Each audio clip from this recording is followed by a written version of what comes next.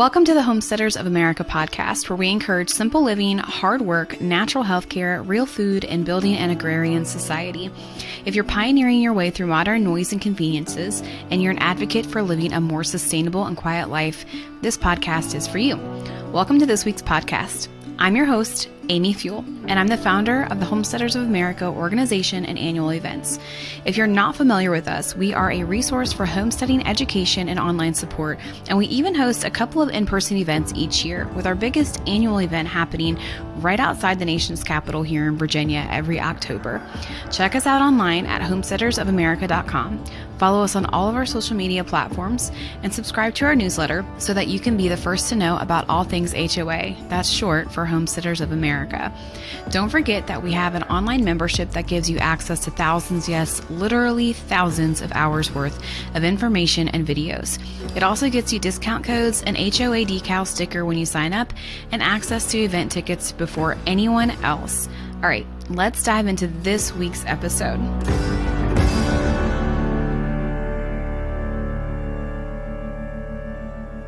Welcome to the Homesteaders of America podcast. I have this week with me Kate from Earthley Wellness. Welcome to the podcast, Kate. Thanks for having me. Yeah. So this is a passion of mine, herbalism as an herbalist. I actually remember Earthley. I remember you when you first got started with Earthley and you started offering products. And I was really excited because everyone was always asking me as an herbalist, do you create products and sell them? And I'm like, I did at one point, but it's just too much for me. And I wanted a company I could reference to. And so Earthley was that company. So why don't you kind of tell our audience who you are and what you do and what you provide? Sure. So I actually get started as a blogger back in 2009. And because I was digging into herbalism and I was really excited about everything I was learning. And the same thing happened to me where people were like, hey, can I buy this from you? Do you make products? And I really wanted to do that. That's a passion of mine, to get to play with herbs all day long and, just share it with people. And I had a few products that I'd been making for my family, and I started to just share those first.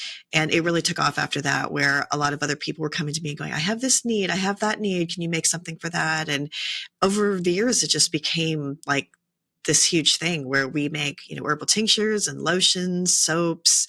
We have food powders. We have a cleaning line. We have a really extensive line. Every time I wanted something, I made it. And now we offer it here.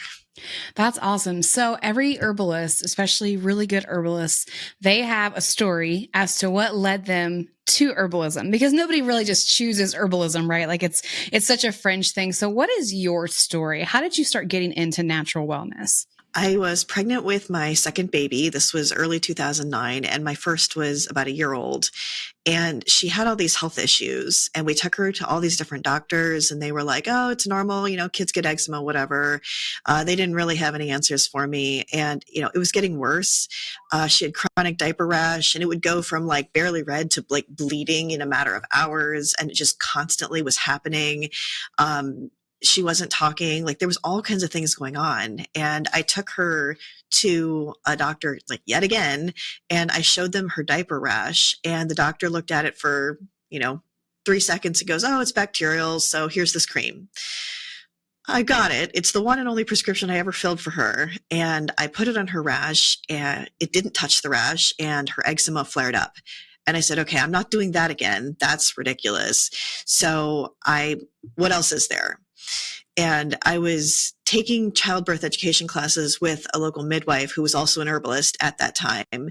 And I started talking to her, trying to figure out what else I could do. And I made this random little cream in all the wrong ways because I didn't know what I was doing yet. Right. And I tried it on her thinking I don't know, this isn't what I'm used to. I don't know if this is going to do anything, but it can't be worse. And it almost cleared the rash in one diaper change. And I said, okay, all right, there's something to this. I really want to go down this path and see what else I can learn. And that just sparked this passion for how are we going to handle all of these other little health issues? Every time we get a cold or a stomach ache, what else am I going to do with herbs to help with that? And it all kept working. And then I just really wanted to share it with everybody. Yeah. So how did you come about starting your own company? How did that grow from just being a mom, making herbal remedies at home and selling to your family and friends and some people online to now? I think I read on your website you have like 160 plus people working for this company. How did you grow and how quickly did that happen? So I started locally, like I'd made stuff for myself and then I had shared it on the blog and lots of people were interested. So then there was this local community of moms that were like, I want to know more about this, but I'm like way too nervous to try it on my own. So we would do local make and take nights and I would teach them these projects and everybody would get to take home 3 or 4 different things. And that was really popular for a while. But, I think at the time we all had a couple of kids and now we all have a lot of kids. And so it got to a point where they were like, okay, as much as I love this, I can't keep doing this. Can I buy it? And so I started the company. The first product that we did was actually the elderberry syrup kit. And we had been doing some like co-op style buys at that point for other companies' products, different natural things that we could find around. And there was a lot of interest in that. But then I wanted to do our own and we kind of did some math and we said, okay, well, if we can sell 50 of these kits in the first week, we can get the bulk pricing that we need to make this work. So we tried it, not having any idea what to expect. And we sold 400 kits very quickly. And we said, Wow. okay, there's clearly a market for this. People will buy from us. Yeah. And that's when we started launching all the other products. And like that first fall, which was the fall of 2016, was a little bit rough because we're figuring it all out. We didn't know what we were doing. And we reached a point where like we had worked through all of our savings. And if we didn't make this into something real, that my husband was going to have to go back and get another job. Like he had quit for that year so we could like try something. And so we said, okay, we're going to get really serious. So like really, literally like January 2017, we had a big goal and we tripled our sales over December. And we said, okay, we're figuring this out. We're getting down this path. And the first 5 years, we doubled every single year. And then it was 75% in year 6, 50% in year 7, and about 25% last year. So it has grown very, very, very quickly. It's been an incredible ride. It's not something that we assumed if we made it successful, it would grow maybe like 20% a year or something like that. We'd have lots of time to figure this out. That's not what happened. But I have an incredible team. So we figured it out together. Right. We're taking a quick break so that I can tell you a little bit about one of our 2025 sponsors. We are honored to have Kubota as one of our sponsors this year. Over the past 50 years, Kubota has evolved from newcomer to neighbor to partner in pursuit of the American dream. They've grown together through community by providing the right equipment to keep us moving, shaping, and growing America's farms, fields, and construction. Hundreds of millions have been invested here at home for over 7,000 American workers to fabricate, weld, and assemble with domestic and global parts. 1,000 plus Kubota dealership locations contribute to local economies and investing in the people that have lived there for generations. Constant evolution and innovation keep Kubota forward-looking and focused on working together to build a better future for all of us. You guys know them as the orange tractor in the homesteading and farm world, but we know them as friends and sponsors as Homesteaders of America conference sponsors this year. Make sure you check them out at KubotaUSA.com. Now, what year did you end up starting Earthley Wellness? So it was officially, the website existed in December of 2015, and we did do just like co-op style buys for other people's products until August of 2016. And that was when we launched our first Earthley branded product. Okay. So when the pandemic hit in 2020, would you say that you saw a really big boom in that in sales and just people being desperate and wanting answers of a more holistic remedy? Yes. Yeah, it was huge, especially in March when like the news was starting to get big, like everyone was talking about it. I remember one particular day that we put together like this respiratory support kit and we sent an email like, hey, if you're nervous, these are the things that we recommend having on hand. And, at that time we might do, 30 or 40 sales in a day. And we did something like 6 or 8 times that in just that one day because people wanted to have that stuff and be ready. Yeah. Yeah, I think 2020 for herbalists was an interesting year, and probably a great year for you, not just in sales, but also just making yourself known in a community that it was desperately needed. I mean, I remember, people just wanting information. Like they didn't even know that natural remedies were an option, not just during the pandemic, but just in general, because we've been brought up in this culture where everything is just go to the doctor and do what the doctor says. And if it makes it worse, well, sorry, bad luck. And that's not how it has to be. Right. So, I'm sure that you get testimonials from people all the time. What have been some of your favorite testimonials from people using your products? There was one woman who shared that her grandfather had a heart attack and things were not going well for him. And the doctor, like he went and got care, but then they wanted him to be on this maintenance medication and he couldn't afford it. And he was older and, she's like, please, like, you can't just give up. Like, you can't just not take anything. There has to be something that you can do. So she shared our healthy heart with him and like, look, you can do $20 a month, even if you can't do whatever hundreds of dollars that they wanted for this prescription stuff. And he took it. And within a few weeks, like he went back for a checkup and things were so much better. And she's like, you saved his life. Yeah. So I was really glad to hear that, for somebody who could not access the medicine that the doctor said that they needed, that they were able to access this and that they had such a good outcome from it. Mm-hmm. So that was definitely one of my favorite ones. We also have several women who have shared with us that they had wanted to have a baby and they had struggled for a long time. And usually there's some kind of a hormonal imbalance that's underlying it. Either they didn't want to go through the mainstream care or they tried it and it didn't work for them. And then they found a tincture that helped them balance whatever the underlying issue was. And they were able to have a baby. And that's so life-changing. Yeah. Yeah. And speaking from experience from going through, 9 years of infertility and being an herbalist during those 9 years too, it's life changing. I've actually recommended a couple of your tinctures to women walking through infertility or women who have had multiple miscarriages and have seen the same thing, so your products I often mention in my practice as an herbalist, as a quick tincture that someone can buy that's trusted, that's not just off of Amazon, and we've seen those testimonials too with several of those products. So speaking of products, what would you say, your top 3 products are that you sell? Can you tell us what they are and kind of explain what they do? Yeah. So our Goodnight Lotion is either number 1 or number 2, depending on the season. And that's just a magnesium infused lotion that promotes sleep. It can help with muscles, headaches, like a lot of different things. We all need more magnesium usually. Feel Better Fast is often number 1. It's the herbal tincture I guess I wish I had when I got started. Oftentimes people are like, I need something, but I don't know what I need. I don't feel right, but is it this herb? Is it that herb? Is it like, it's confusing to somebody who's brand new to that.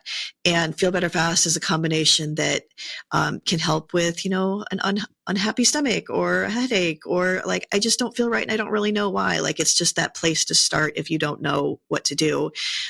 So it is a top seller for us.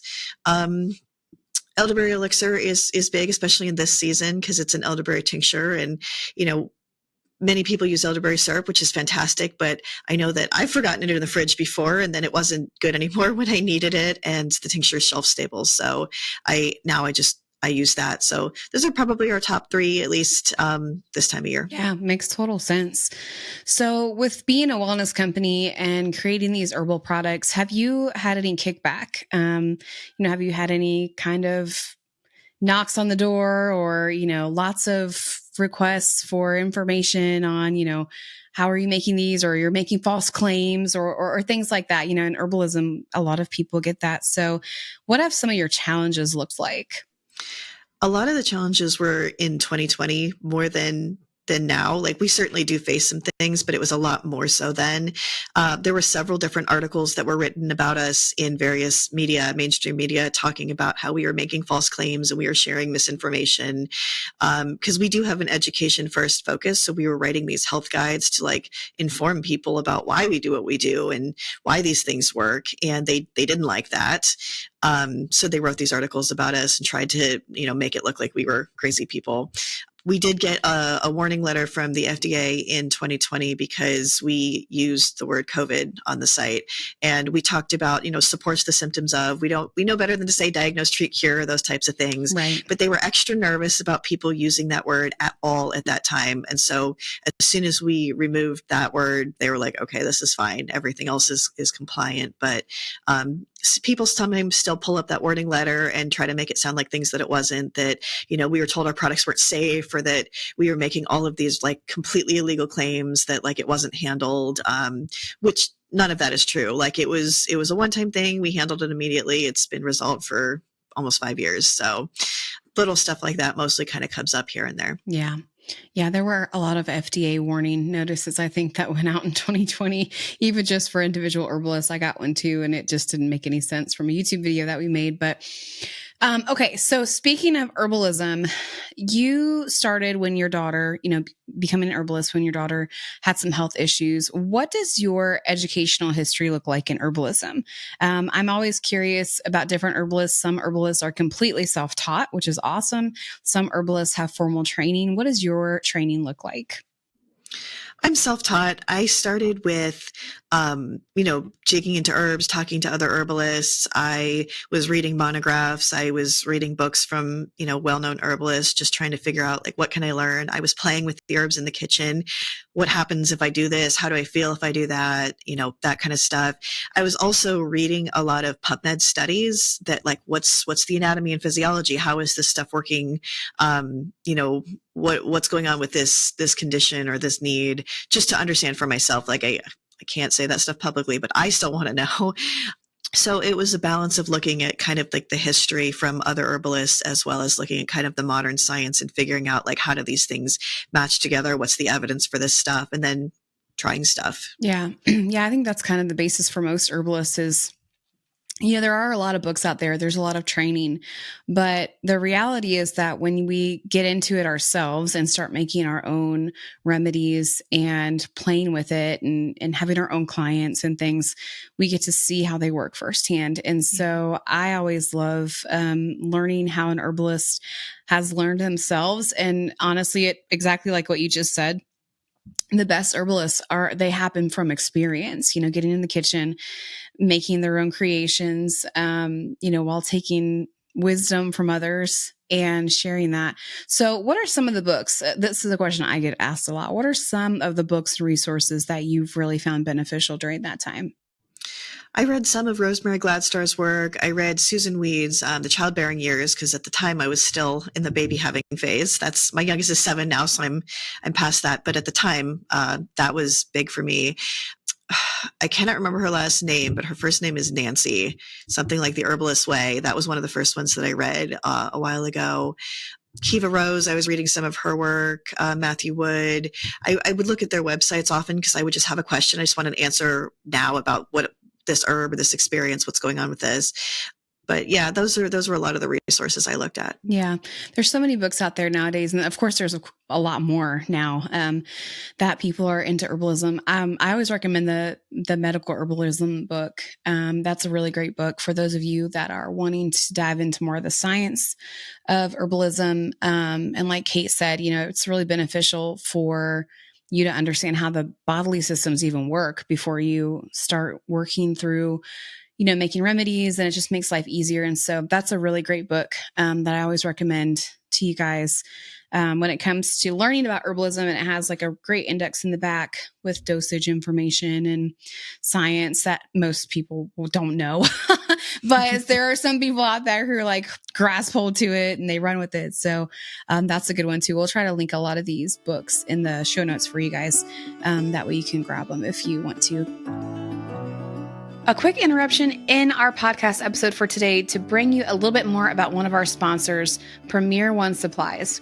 At Premier, they've been providing electric fencing and electric netting, sheep and goat supplies, clippers and shearers, ear tags, poultry products, and expert advice for over 40 years. I can personally vouch for Premier One Supplies because they have been a tremendous help for us personally here on our homestead, and they're a tremendous help every year when you visit them at our conference. They have fencing, sheep and goat supplies, clippers and shears, all of those things, and even poultry supplies. Make sure you check out Premier One Supplies at Premier1, that's the number one, supplies.com.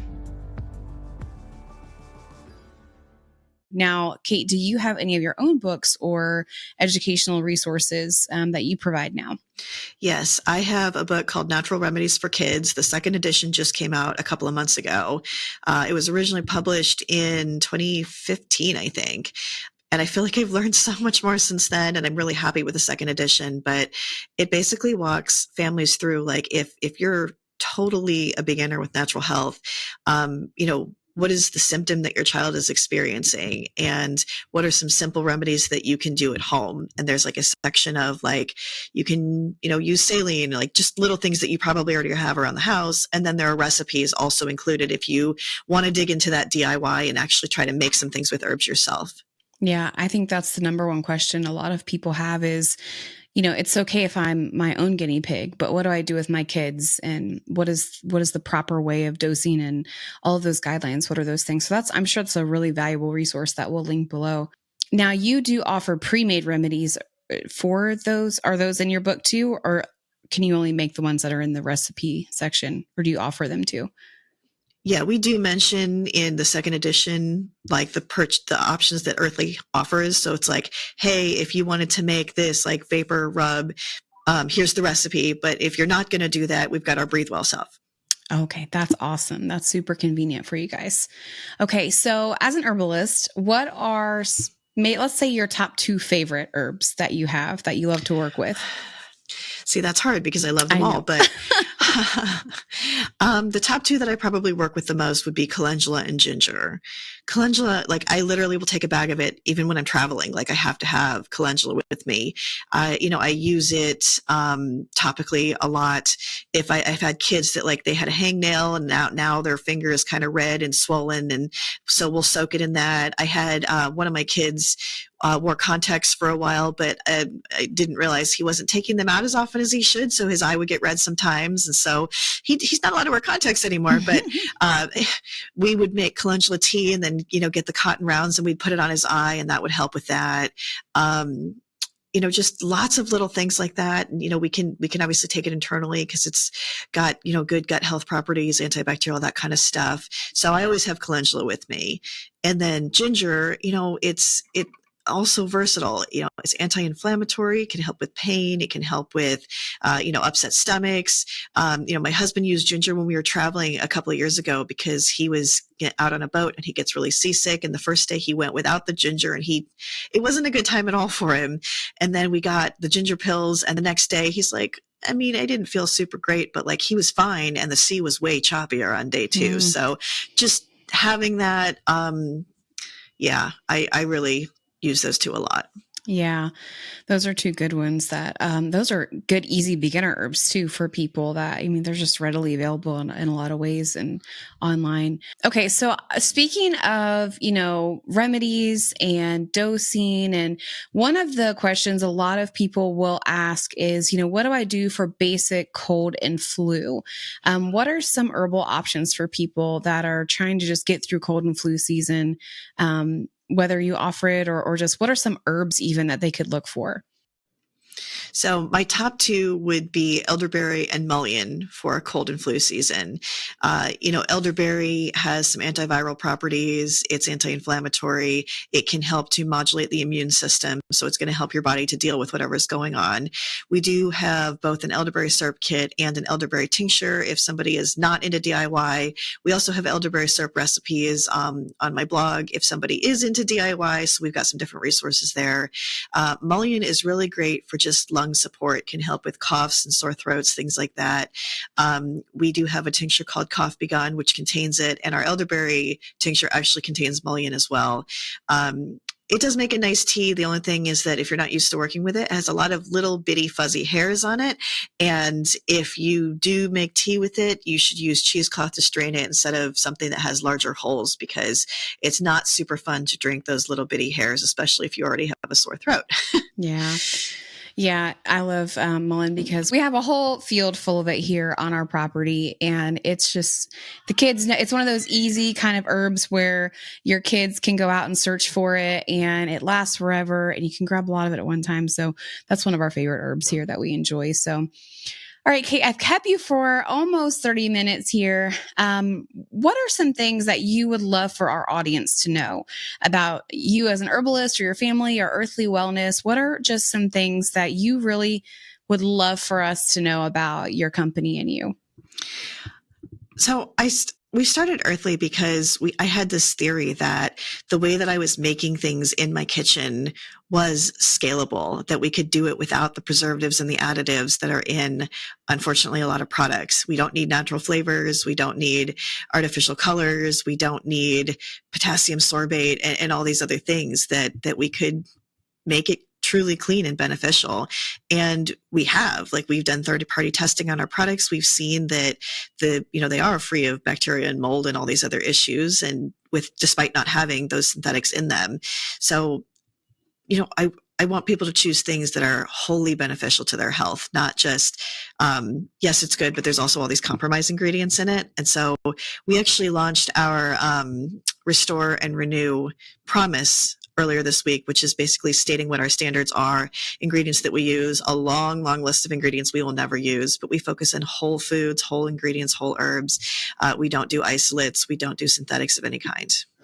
Yeah, it's so hard to find, companies that are, you are make America healthy again, right? This is something that people have been doing for years, not adding all of those horrible ingredients. And so you guys who have been looking for a company, for holistic wellness and whole wellness, Earthley Wellness is that place to go for a lot of those needs that you might have. And we appreciate that, especially in the homesteading community, because it can be hard. It can be hard to find products that are not misleading, I would think is a really good word, because, people and companies will hide bad ingredients behind names that don't sound so bad. So we really appreciate that about Earthley. And we are happy and honored to have you on the podcast to talk a bit more about it. I know people will have questions and hopefully go and be like, hey, Earthley is the new place for me to get herbal tinctures and cough syrups and remedies and kits. And I think it's neat that you kind of put the responsibility back into the consumer's hand. Here's the product, but we're also going to educate you on how it works. We're going to educate you on how to use it. And even with, kits that you have for them to do things their own. So that's really neat that you guys offer that. Yeah. Sorry, I said something wrong. I shouldn't have said.